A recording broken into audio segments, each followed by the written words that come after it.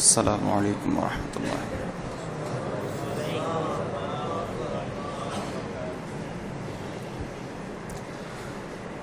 নাহমাদুহু ওয়া নুসাল্লি আলা রাসূলিহিল কারীম, আম্মা বা'দ। সমস্ত প্রশংসা আল্লাহ তাআলার জন্য। আল্লাহ তাআলা আমাদেরকে পবিত্র জুমআর নামাজ আদায় করার লক্ষ্যে আল্লাহর ঘর মসজিদে আসার তৌফিক দান করেছেন, আলহামদুলিল্লাহ।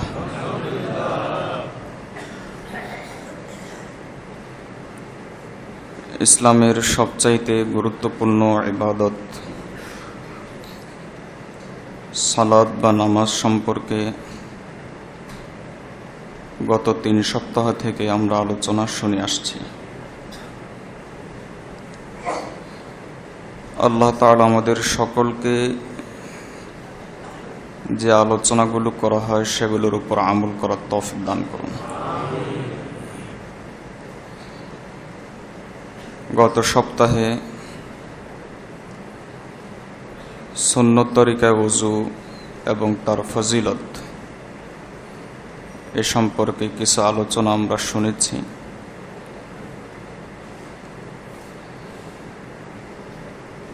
ওযু তো এজন্য করা হয়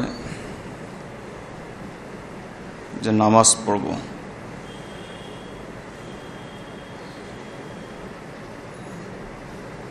নামাজের জন্য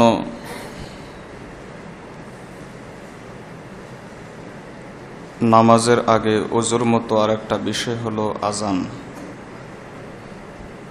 এটাও নামাজের আগে করতে হয়। মুয়াজ্জিন সাহেব আজান দেন। হাদিসের মধ্যে এসেছে রাসূলুল্লাহ সাল্লাল্লাহু আলাইহি ওয়াসাল্লাম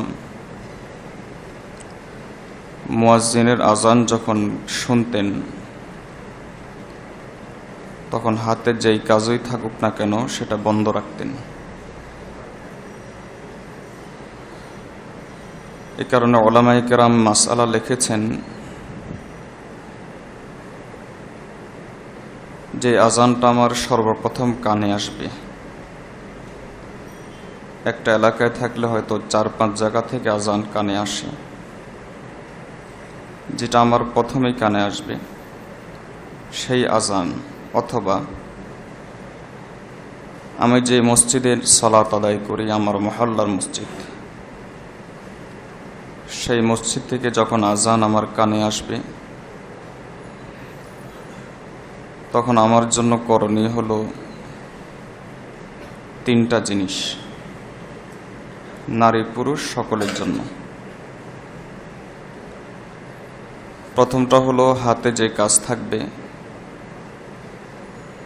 সেই কাজ রেখে আজান মনোযোগ সহকারে শোনা। মনোযোগ সহকারে আজান শোনার পাশাপাশি যদি 2 নম্বর কাজ, যদি আজানের জবাব মনে থাকে, জানা থাকে, তাহলে আজানের জবাব দেওয়া। 3 নম্বর কাজ হলো আজানের পরে কিছু দোয়া আছে, হাদিসে শিক্ষা দেওয়া হয়েছে, রাসূলুল্লাহ সাল্লাল্লাহু আলাইহি ওয়াসাল্লাম শিক্ষা দিয়েছেন, সেই দোয়াগুলো পড়া। এই 3টা কাজের পরে এরপরে মসজিদের দিকে রওনা হওয়া। এই 3টা কাজেরই আলাদা আলাদা বিধান বা ফজিলত কোরআন এবং সুন্নায় পাওয়া যায়। প্রথম হলো আজান শোনার জন্য প্রস্তুতি গ্রহণ করা,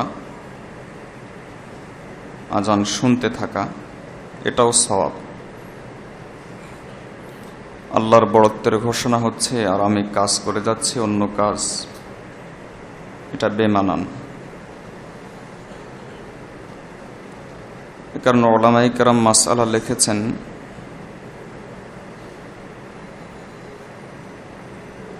যদি ওই সময়ে কোরআন তেলাওয়াতও জারি থাকে, কোনো ব্যক্তি হয়তো কোরআন তেলাওয়াত করছে, আর কোরআন তেলাওয়াত নিশ্চয়ই অনেক নেক, বড় নেক আমল, প্রতি হরফে 10 নেকি করে পাওয়া যাচ্ছে। 1 পৃষ্ঠা তেলাওয়াত করা মানে 1000 নেকির ভান্ডার জমা করা। তো ওলামায়ে কেরাম মাসালা লিখেছেন যে ওই সময় যদি কোরআন তেলাওয়াত জারি থাকে তাহলেও আপাতত কোরআন তেলাওয়াত বন্ধ করে হলেও আজান শুনতে হয়। উত্তর জানা থাকলে উত্তর দিতে হয়। তাহলে বিষয়টা আজান শোনা এবং উত্তর দেওয়া বিষয়টা কতটাই গুরুত্বপূর্ণ। বিশেষ করে জুমার নামাজের ব্যাপারে, যখন জুমার আজান হয়, আজান হওয়ার পরে একমাত্র জুমার নামাজের প্রস্তুতি ছাড়া আর সকল কাজ, এমনকি সকল হালাল কাজও হারাম হয়ে যায় পুরুষের জন্য। আর মহিলাদের জন্য যেহেতু জুমার নামাজ নেই, তারা জোহর আদায় করে, এই জন্য তাদেরটা অন্য দিনের মতোই স্বাভাবিক। কিন্তু পুরুষের জন্য জুমার প্রস্তুতি ছাড়া অন্য সব কাজ হারাম হয়ে যায়। মাসালা বোঝার জন্য ওলামায়ে কেরাম লিখেছেন, অনেক সময় আমরা গোসল করি জুমার প্রস্তুতি হিসাবে।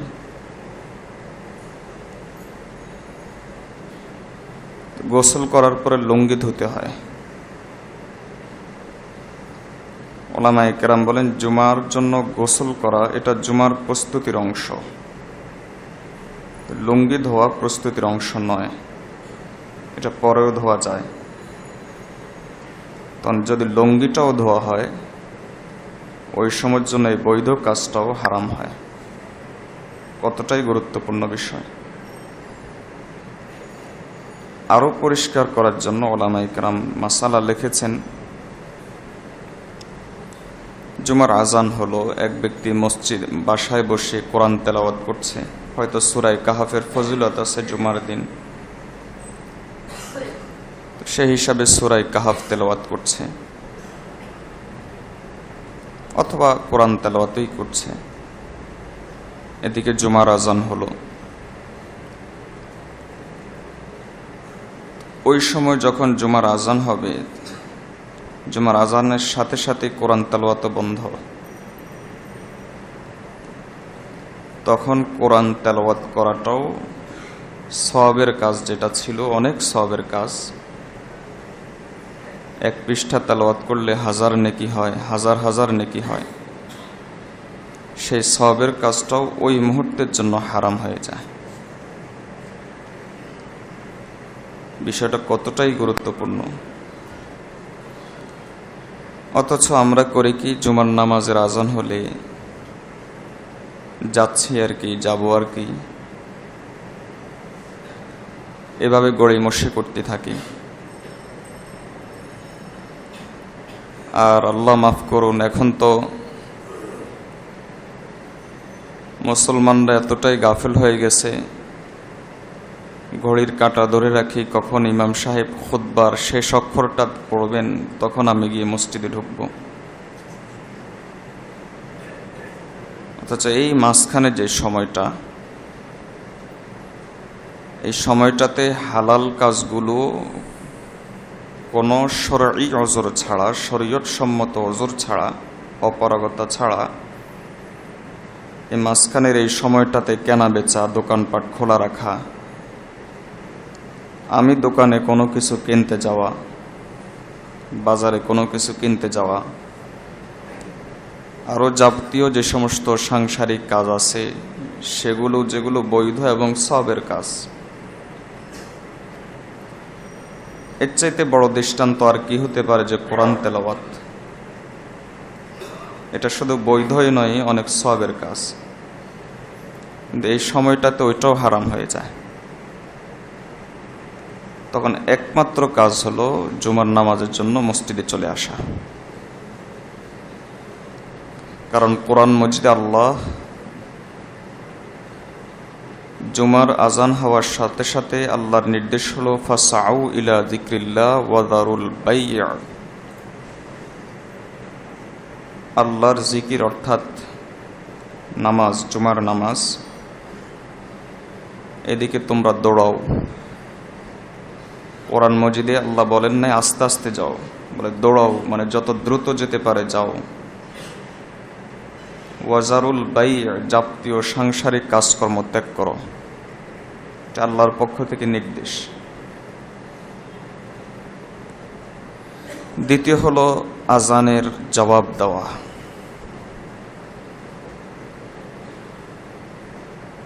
হযরত ওমর ইবনুল খাত্তাব রাদিয়াল্লাহু তাআলা আনহু সহ আবু সাঈদ খুদরি রাদিয়াল্লাহু আনহু, আব্দুল্লাহ ইবনে আব্বাস রাদিয়াল্লাহু আনহু, বহু সাহাবী থেকে হাদিস এসেছে যে রাসূলুল্লাহ সাল্লাল্লাহু আলাইহি ওয়াসাল্লাম বলেন, মুয়াজ্জিন যা বলবে তোমরাও তা বলবে। এটাই হলো আজানের জবাব। তবে একটা হাদিসে হাইয়া আলাস সালাহ এবং হাইয়া আলাল ফালাহ এর জবাবে লা হাওলা ওয়ালা কুওয়াতা ইল্লা বিল্লাহ এক বর্ণনাতে, আর আরেক বর্ণনাতে একই সাহাবী হাদিস বর্ণনা করেছেন, আরেক বর্ণনাতে লা হাওলা ওয়ালা কুওয়াতা ইল্লা বিল্লাহিল আলিয়্যিল আযীম। হাইয়া আলাস সালাহ এবং হাইয়া আলাল ফালাহর সময় এই দুটা জিনিস বলা,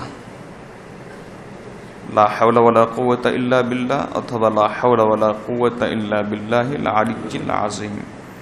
পুরুষ মহিলা সকলের জন্য এই মাসালাগুলো, এগুলো খুঁটিনাটি ইসলামের জরুরি মাসালা। একটা সময় তো ছিল যে মাসালাগুলো বাচ্চাটাও জানত, ছোটোখাটো জিনিস ইসলামের যেগুলো খুঁটিনাটি জিনিস, লা হাওলা ওয়ালা কুওয়াতা ইল্লা বিল্লাহ এভাবে বলা, অথবা লা হাওলা ওয়ালা কুওয়াতা ইল্লা বিল্লাহিল আলিয়্যিল আযীম এভাবে বলা দুইটা জায়গাতে। একটা হলো হাইয়া আলাল ফালাহ আর একটা হলো হাইয়া আলাস সালাহর সময়। তবে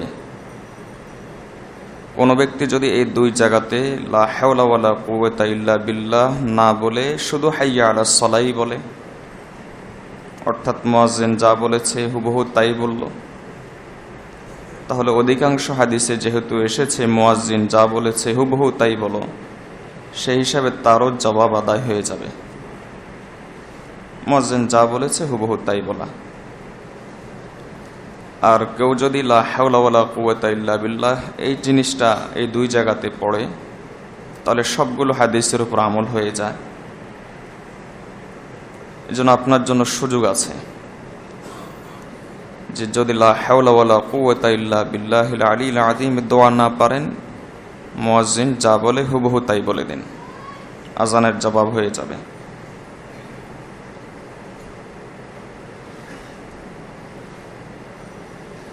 as-salatu khairum minan naum, ফজরের নামাজের আজানের মধ্যে এই অংশটা বাড়তি বলা হয়।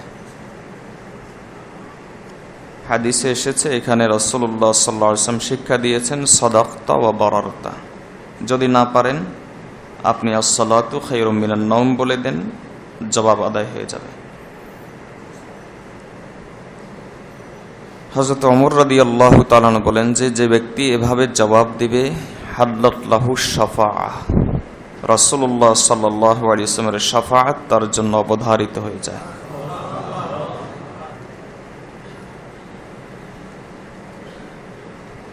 এখানে আমাদের সমাজে যে ভুলটা,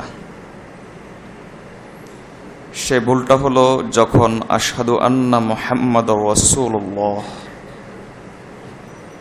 এই অংশটা আসে, তখন আমরা এর জবাবে অনেকেই অধিকাংশটার জবাব দেই না, আর যারা দেই অনেকে ভুল করে এর জবাবে বলি সাল্লাল্লাহু আলাইহি ওয়াসাল্লাম। হাদিস শরীফে রাসূলুল্লাহ সাল্লাল্লাহু আলাইহি ওয়াসাল্লাম আজানের জবাবে দুরূদ পড়ার কথা বলেননি, আজানের পরে দুরূদের কথা বলেছেন, আজানের জবাবে না। দরুদের কথা এসেছে আজানের পরে। রাসূলুল্লাহ সাল্লাল্লাহু আলাইহি ওয়াসাল্লাম বলেন, ইজা নাদাল মুআজ্জিন ফালইয়াজিব বিমা ইয়াকুলু ওয়া সাল্লি আলাইয়া। মুয়াজ্জিন যখন আজান দিবে তখন মুয়াজ্জিন যা বলে তা দিয়ে উত্তর দাও, এরপরে আমার উপর দরুদ পড়ো। তাহলে দরুদের কথা এসেছে আজানের পরে, আজানের মাঝখানে না। এটা হলো আমাদের ভুল। আজানের পরে দরুদ পড়া। রাসূল সাল্লাল্লাহু আলাইহি ওয়াসাল্লাম বলেন, যেহেতু যে ব্যক্তি আমার উপর দরুদ পড়বে আল্লাহ তাআলা তার উপর 10টি রহমত নাজিল করবেন। তো আমাদের এখানে ভুলটা আশা করি বুঝতে পেরেছেন। আজানের পর কিছু দোয়া আছে, হাদিসের মধ্যে একাধিক দোয়া এসেছে। যে দোয়াটা আমাদের সমাজে প্রসিদ্ধ, এই দোয়াটাও হুবহু এভাবে না থাকলেও অংশ বিশেষ হাদিসে এসেছে, আল্লাহুম্মা রাব্বা হাযিহি দা'ওয়াতিত তাম্মা ওয়াস সালাতিল কায়িমা আতি মুহাম্মাদানিল ওয়াসিলাতা ওয়াল ফাদিলা ওয়াদ দারাজাতার রাফিআ ওয়াব'আথহু মাকামান মাহমুদান আল্লাযী ওয়া'আদতা ইন্নাকা লা তুখলিফুল মি'আদ। এই দোয়াটারও ফজিলত এসেছে। রাসূলুল্লাহ সাল্লাল্লাহু আলাইহি ওয়াসাল্লাম বলেন যে এই দোয়াটা পড়বে এবং আজানের জবাব দিবে। এক হাদিসে শুধু আজানের জবাব দেওয়ার কথা আছে, আর এক হাদিসে বলা আছে যে ব্যক্তি দোয়া পড়বে এবং আজানের জবাব দিবে তার উপর আমার সুপারিশ অবধারিত হয়ে যায়। এই দোয়াটা কঠিন, অনেকে পারি অনেকে পারি না। আমি আপনাদেরকে সহজ দোয়া শিক্ষা দিই। মুসলিমের হাদিসে এসেছে রাসূলুল্লাহ সাল্লাল্লাহু আলাইহি ওয়াসাল্লাম বলেন যে ব্যক্তি আজানের পর আশহাদু আল্লা ইলাহা ইল্লাল্লাহু ওয়াহদাহু লা শারীকা লাহু ওয়া আশহাদু আন্না মুহাম্মাদান আবদুহু ওয়া রাসূলুহু রাদিতু বিল্লাহি রাব্বান ওয়া বিল ইসলামি দীনা ওয়া বিমুহাম্মাদিন নাবিয়্যা। পুরাটা আশা করি সকলেই পারবেন না, শুধু কালিমায়ে শাহাদাতটাই পড়েন। আশহাদু আল্লা ইলাহা ইল্লাল্লাহু ওয়াহদাহু লা শারীকা লাহু ওয়া আশহাদু আন্না মুহাম্মাদান আবদুহু ওয়া রাসূলুহু। এরপর অনেক ভাই এই দোয়াটা আশা করি পারেন, রাদিতু বিল্লাহি রাব্বান ওয়া বিল ইসলামি দীনা ওয়া বিমুহাম্মাদিন সাল্লাল্লাহু আলাইহি ওয়াসাল্লাম নাবিয়্যা। আরেক বর্ণনাতে এসেছে নাবিয়্যা ওয়া রাসূলা। যে যতটুকু পারেন। রাসূল সাল্লাল্লাহু আলাইহি ওয়াসাল্লাম বলেন এই দোয়াটা যে ব্যক্তি আজানের পরে পড়বে গুফিরা লাহু যামবুহু, আল্লাহ তাআলা তার গুনাহগুলো মাফ করে দিবেন। যে পুরাটা না পারলে অন্তত সহজটা আশহাদু আল্লা ইলাহা ইল্লাল্লাহ। ইসলামের এই আমলগুলো ছোট ছোট আমল, শক্তি অনেক বেশি।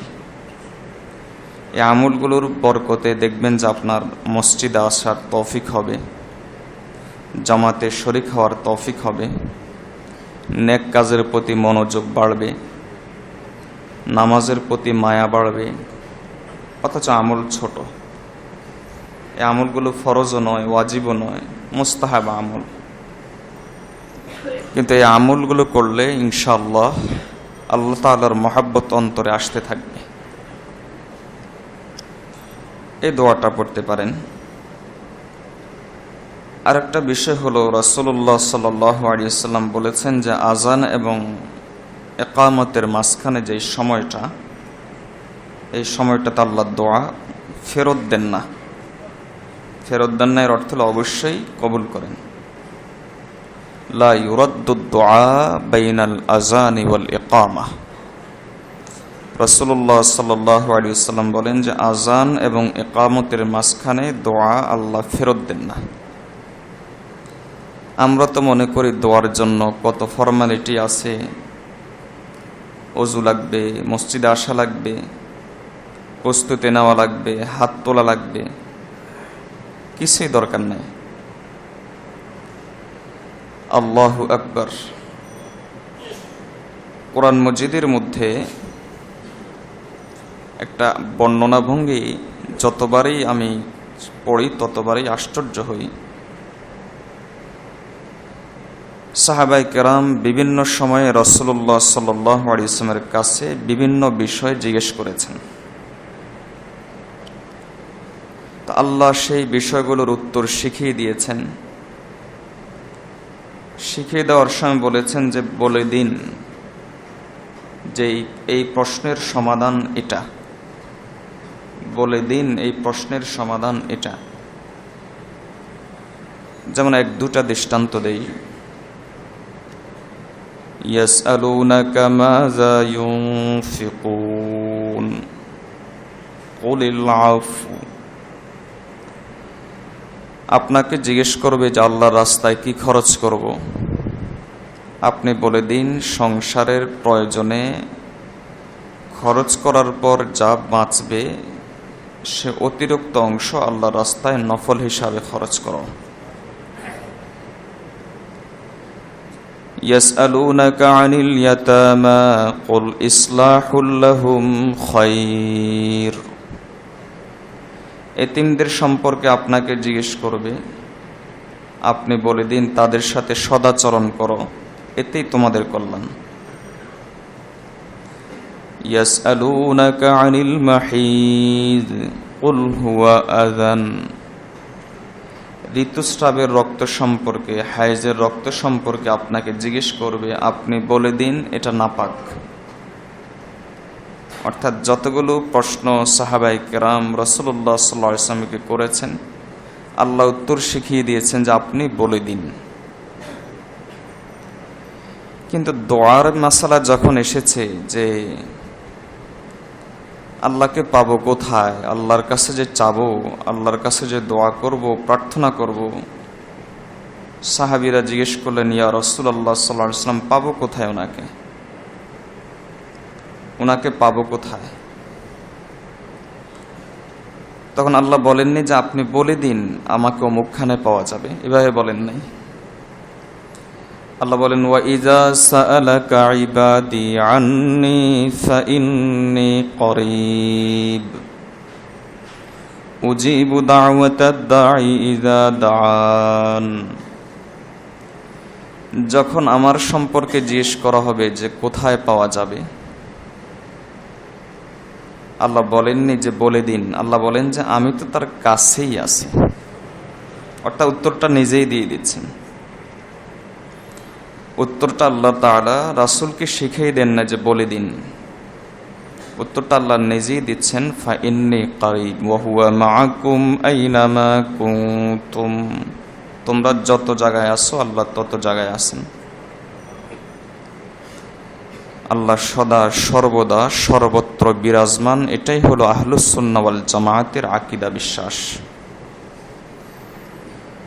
কোরআন মজিদের একাধিক আয়াতে আল্লাহ বলেছেন যে আল্লাহ সদা সর্বদা সর্বত্র বিরাজমান। আল্লাহ আরশেও আছেন, জমিনেও আছেন, সবখানেই আছেন। ওয়া হুয়া ফিস সামা ওয়া হুয়া ফিল আরদ ওয়া মা তাহতা সারা। আসমান জমিনের নিচেও আছেন, জমিনের নিচেও আছেন। এখানে আমরা অনেক সময় একটা আকীদাগত ভুল না শুধরানেই নয়, এই আলোচনা আসলে আকীদাগত ভুলটা আমি সাধারণত বলে দেই। সেটা হলো, আমাদের কিছু ভাই তারা বলেন আল্লাহ আরশেই আছেন। আসলে আহলুস সুন্নাহ ওয়াল জামাত বলেন আল্লাহ আরশেও আছেন, সেই নয় সেও। আল্লাহ আরশেও আছেন। তো ওই সমস্ত ভাই কিছু উদ্ভট প্রশ্ন করে, আল্লাহ যদি সব জায়গায় থাকেন তাহলে কি তিনি বাথরুমে আছেন? রুচি কতটা নিচে চলে গেছে আল্লাহর জন্য এই প্রশ্ন, কতটা দুর্গন্ধ হয়ে গেছে রুচিটা। আসলে আল্লাহ কেমনে থাকেন এটাই বোঝে নাই। আল্লাহ সবখানেই আছেন, তবে আল্লাহর থাকার জন্য জায়গার দরকার হয় না। তিনি জায়গার মুখাপেক্ষী নন। আমরা কোনোখানে থাকতে হলে জায়গা লাগে, আল্লাহর থাকার জন্য জায়গার দরকার হয় না। যদি জায়গার দরকার হয় তো আল্লাহ তো জায়গার মুখাপেক্ষী হয়ে গেলেন। মুখাপেক্ষী সত্তাকে তো আল্লাহ বলা যায় না। জায়গা, আকাশ, জমিন এগুলো হলো সৃষ্টি, আরশ, কুরসি সৃষ্টি। এসবগুলো সৃষ্টি করার আগে আল্লাহ কি ছিলেন? ছিলেন কিনা? কিভাবে ছিলেন? তখন যেভাবে ছিলেন এখনো সেভাবেই আছেন। আল্লাহ তখন যেভাবে ছিলেন এখনো তিনি সেভাবেই আছেন। জায়গার সাথে তুলনা করে থাকতে হলে জায়গা লাগে, এটা হলো মাখলুকের সাথে সাদৃশ্যতা হয়ে যায়। আর আমার সীমিত বুদ্ধি দিয়ে যদি আল্লাহ কিভাবে থাকেন এটা যদি বুঝেই ফেলি, তা আল্লাহ তো আর অসীম থাকেন না। আল্লাহ তো হলেন অসীম, আমার বুদ্ধি সীমিত। জহন মে জো গির গয়া লা ইন্তেহা কিউ কর হুয়া, जो समझ में आ गया फिर वो खुदा क्यों कर बना। সীমিত বুদ্ধি দিয়ে আল্লাহকে যদি পরিপূর্ণ বুঝেই ফেলি, আল্লাহ তো আর অসীম থাকেন না।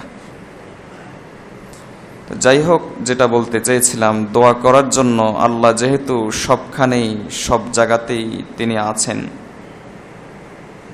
কিভাবে আছেন আমরা জানি না। ইমাম মালিক রহমতুল্লাহ আলাইহি বলেন যে আছেন জানা আছে, আল উজুদ মালুম, আছেন জানা আছে, ওয়াল কাইফিয়াতু মাজহুল, কিভাবে আছেন জানা নাই, ওয়াসওয়ালু আনহু বিদআতুন, এই সম্পর্কে যারা বাড়াবাড়ি করে এরা আকীদাগত বিদআতে লিপ্ত। তো যেহেতু আল্লাহ সবখানেই আছেন, আজান এবং একামতের মাঝখানে আপনি যেখানে থাকবেন সেখানে কি আল্লাহ নাই? বাসা বাড়িতে থাকলে কি আল্লাহ নাই? সবখানে যেহেতু আল্লাহ আছেন, বাস আপনার মনের কথাটা আল্লাহর কাছে বলে ফেলেন। হুজুরের কাছে দোয়া চাইলে, হুজুর দোয়া করলে কবুল হবে কিনা কোনো গ্যারান্টি নেই। একটা হাদিসও দেখাতে পারবেন না যে গ্যারান্টি আছে দোয়া কবুল হয়ে যাবে। কিন্তু কিছু স্থান আছে, কিছু সময় আছে, কিছু মুহূর্ত আছে, যেই মুহূর্তগুলোতে আল্লাহর জামালে জোশ আসে, আল্লাহর রহমতে জোশ আসে। ওই মুহূর্তে দোয়া করে দেন, আল্লাহ কবুল করে ফেলেন।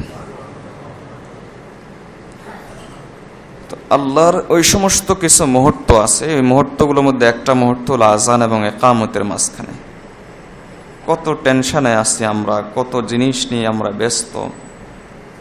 এই সময় মনে মনে কিছু দোয়া করে দেন, হে আল্লাহ, দুনিয়া চান, আখিরাত চান, ইচ্ছা মতো চান, অসুবিধা নাই। হে আল্লাহ, অমুক জিনিসটা করে দেন, অমুক জিনিসটা করে দেন। আবার কিছু ভাই বলে গুনাহগার মানুষ, দোয়া কবুল হবে কিনা। আমার শেখ মুর্শিদ জুলফিকার আহমদ নকশবন্দি দামত বারাকাতুহুম তিনি বলেন, একজন মানুষ যখন কাপড় বুনতে যায়, তাঁতিরা কোন সুতাটার বেশি বেশি নজর থাকে? যেই সুতাটা দুর্বল ওটার প্রতি বেশি নজর থাকে। আল্লাহ গুনাহগারের তওবার জন্য এত বেশি আশা করেন, হাদিসের মধ্যে এসেছে একজন মা তার বকে যাওয়া সন্তানের জন্য, যে সে ফিরে আসবে, মা বলে ডাক দিবে, চলে গিয়েছে বছরের পর বছর খবর নাই, এই সন্তানের জন্য যেমন অপেক্ষা করে এর চাইতে বহুগুণে আল্লাহ একজন গুনাহগারের জন্য অপেক্ষা করেন যে কখন আমার কাছে দোয়া করে বসবে। আল্লাহ গুনাহগারের প্রতি আরো বেশি খেয়াল করেন। এজন্য সুফিয়ান ইবনে উয়াইনা রাদিয়াল্লাহু তাআলা রাহমাতুল্লাহ আলাইহি তিনি বলতেন যে তোমাকে দোয়া থেকে কিসে বারণ করলো? আল্লাহ ইবলিসের দোয়া কবুল করেছেন, তোমার দোয়া কবুল করবে না কেন? ফিরআউনের দোয়া কবুল করেছেন, তোমার দোয়া কবুল করবেন না কেন? আজান এবং ইকামতের মাঝখানে এজন্য দোয়া করবেন। কিছু ভাই আছেন যে নামাজ পড়েন না, সালাত আদায় করেন না, তাদেরকে বলবো অন্তত এই দোয়াটা করে নেন যে হে আল্লাহ নামাজ পড়ার তৌফিক দিয়ে দেন। এই দোয়াটা করে নেবে ইনশাআল্লাহ, এতটুকু তো করতে পারবে ইনশাআল্লাহ। আর নামাজ আদায় না করলে কি শাস্তিগুলো পিছনের জমাতে, গত 3 জমাতে বলেছি, সেগুলো একটু মাথায় রাখেন, সেগুলো একটু চিন্তা করেন। আর আরেকটা বিষয়, সেটা হলো দোয়ার পরে মসজিদের দিকে রওনা হওয়া। আল্লাহু আকবার। আজানের প্রতিটা কাজেই সওয়াব আর সওয়াব। আর নামাজের মুয়াজ্জিন সাহেব আজান দিচ্ছেন, হাদিসের মধ্যে এসেছে রাসূলুল্লাহ সাল্লাল্লাহু আলাইহি ওয়াসাল্লাম বলেন, কিয়ামতের দিন সবচাইতে আতওয়ালু আনাকা, সবচাইতে সম্মানিত উঁচু গর্দান নিয়ে উঠবে। আমাদের দুনিয়াতে যেমন টাকা পয়সা থাকলে বুক ফুলে যায়, হাঁটার মধ্যে একটা ভাব চলে আসে, দুনিয়াতে অহংকার হারাম, আখিরাতে অহংকার কাম্য। মুমিনগণ আখিরাতে একেবারেই খাটের মধ্যে হেলান দিয়ে দিয়ে অহংকার করবে, কোরআন মজিদে এসেছে। তো মুয়াজ্জিন রাসূলুল্লাহ সাল্লাল্লাহু আলাইহি ওয়াসাল্লাম বলেন যে 7 বছর যদি নিয়মিত, 7 বছর লাগাতার আল্লাহর সন্তুষ্টির জন্য রুটি রোজগারের ব্যবস্থা, যেহেতু আপনাদের ইবাদতের ইন্তজাম তিনি করেন, আপনারা চিন্তা করবেন, তিনি চিন্তা করবেন আল্লাহর সন্তুষ্টি। আল্লাহ তাআলা প্রত্যেক লোককেই রিজিক দান করেন, তবে একটা মাধ্যম ব্যবহার করেন। এটা দুনিয়ার সিস্টেম, এটা আল্লাহ রাজত্ব চালানোর সিস্টেম। রাজ্জাক একমাত্র আল্লাহ, কেউই রিজিক দেয় না, চাকরিও দেয় না, বাড়ি গাড়িও দেয় না, ব্যবসা বাণিজ্যও দেয় না, কেউই দেয় না। তো মুমিন বলে এগুলো হলো মাধ্যম, আল্লাহ রিজিক দেওয়ার মাধ্যম। কাজীপাড়া যেতে হলে রোড অতিক্রম করতে হয়, রিজিক পাতে হলে এই সমস্ত মাধ্যমগুলো ধরতে হয়। তো মুয়াজ্জিনের রিজিক তো আল্লাহ দেন, আর তিনি সন্তুষ্টি, আল্লাহর সন্তুষ্টির জন্য লাগাতার যদি 7 বছর আজান দেন, রাসূলুল্লাহ সাল্লাল্লাহু আলাইহি ওয়াসাল্লাম বলেন, কুতিবা লাহু বারাআতুম মিনান নার, জাহান্নামের আগুন থেকে মুক্তির সনদ তাকে দিয়ে দেওয়া হয়। আল্লাহ তাআলা হাদিসের মধ্যে এসেছে, যদি আজানের মধ্যে কি ফজিলত এটা যদি জানতো, তাহলে মুসলমানরা হুমড়ি খেয়ে পড়তো, লটারি দিতে হতো যে কে আমি আজান দিব, আমি আজান দিব। এজন্য যদি কোথাও কখনো সুযোগ চলে আসে আজান দিয়ে দিবেন। অনেক ফজিলতের আমল, অনেক ফজিলতের আমল। কোথাও যদি কখনো সুযোগ আসে একামত দিয়ে দিবেন, অনেক ফজিলতের আমল এগুলো। আল্লাহর প্রতি ডাকা, এই সৌভাগ্য সকলেরই হয় না আল্লাহর বান্দা। আল্লাহ যাকে ভালোবাসেন তাকেই আল্লাহ এই জন্য কবুল করে নেন। তো যদি মসজিদে আসতে থাকেন, রাসূলুল্লাহ সাল্লাল্লাহু আলাইহি ওয়াসাল্লাম বলেন যে এক দুইটা হাদিস শোনাই মসজিদে আসার ফজিলত। আজানের পরে তো মসজিদে আসা, আর আল্লাহর বান্দিরা এই ফজিলতগুলো পেয়ে যান ঘরের নির্জন স্থানে, একেবারে প্রথম ওয়াক্তে। যতগুলো ফজিলত আপনাদেরকে শোনাচ্ছি, ততগুলো ফজিলত আল্লাহর বান্দিরা পান যদি ঘরের নির্জন স্থানে, সবচাইতে নির্জন জায়গাতে, আর